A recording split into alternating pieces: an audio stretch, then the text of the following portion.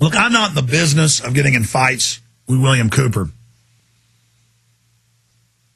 But people tried to set him up against me because he did some jealousy broadcasts. And most people that attack me aren't government agents. They're mad. And he started seeing that I was more popular than him. I never heard his radio show. Never heard it. And you can go back to my early TV shows. You know, I was citing G. Edward Griffin, Ron Paul. Those were the people. If you see those first shows, I was pretty close to a mainline Republican. Kind of like Republicans today that are starting to get into Ron Paul.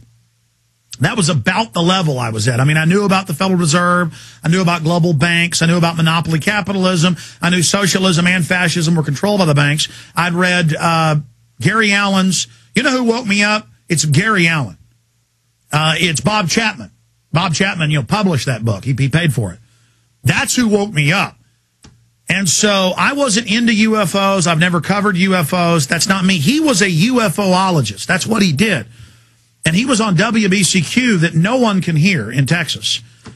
And by the time after I'd interviewed him, trying to help him out when I heard the IRS was after him, the age of the internet had begun, people said, hey, you better know who this guy is. Here are audio recordings of him attacking you. So I was sent cassette tapes that were recorded off shortwave that I could barely understand. So I didn't really listen to much of it.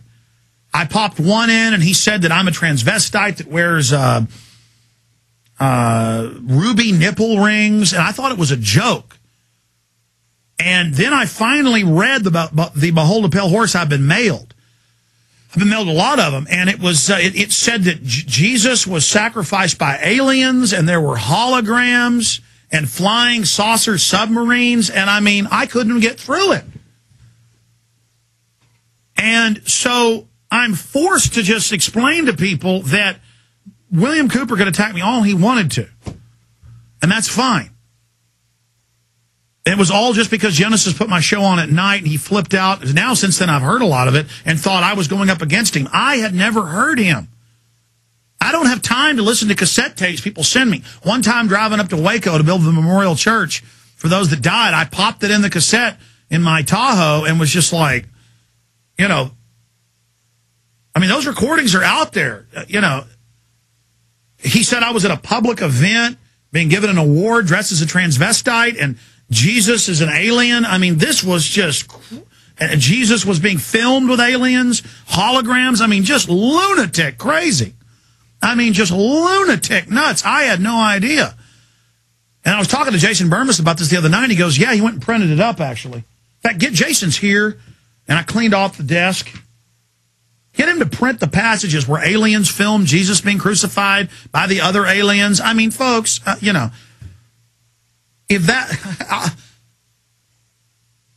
it's just so crazy to me that's what COINTELPRO used to try to discredit me, is that guy who everybody I talked to said that you would call him up and he would just start screaming and cussing at you. And he was well known for that. And just so out of his mind that I don't think he was an agent, though. I think he was a complete lunatic. And,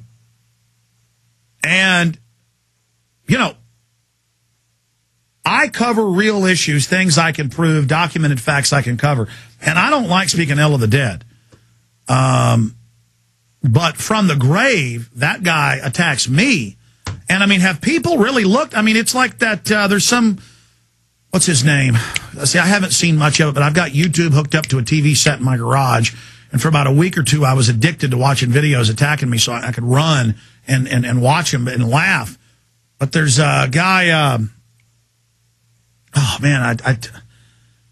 I forget his name. He writes books about the Vatican running everything. And I've exposed the Vatican and talk about other first world government and New World Order and all this. But no, he says I'm a Vatican assassin agent. It'll pop in my head in a minute, and I'm this super evil guy and all this stuff with no evidence, no proof. And then I actually went and watched him, and he said that Catholic priests doing black magic, fire atom bombs, and that they drop them out of flying saucers on Hiroshima and Nagasaki. I mean, this is the most howling at the moon, lunatic stuff. And then I get emails the few times I've mentioned that saying, yes, it's true, and you're an evil devil, and you know how to create A-bombs.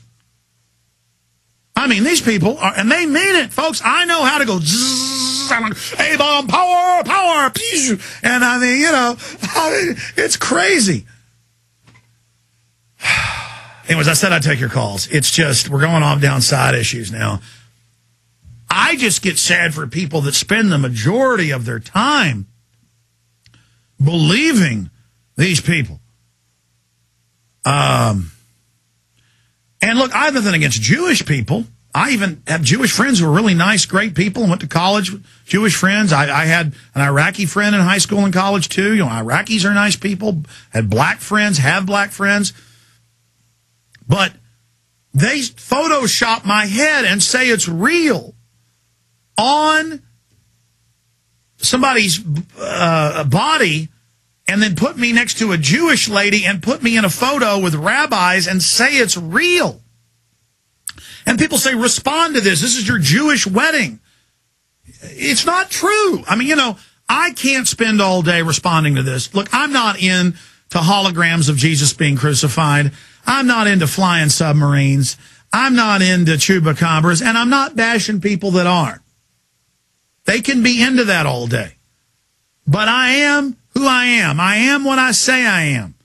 And I'm faithful to everybody 110%. I'm the real deal. Just like you're the real deal. And you're meant to get confused and spend all your time and energy wondering if I'm real or not, so that you wonder if you're real. Instead of going out and taking action, warning people, getting involved, going to these county commissioner meetings, city council meetings, when your congressman comes to town, everything I've been saying to show that we, the majority, don't agree with the issues. I try to cover actual issues and trends. Instead, half of our movement spends their time talking about me and whether I'm real or not.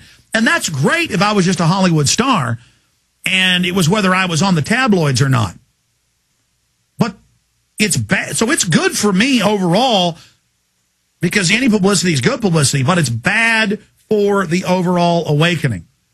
That you're not out there doing positive, meaningful, real work, that you're caught up in Operation Chaos, that you're caught up, that's a real FBI program still going on today, to get us all fighting.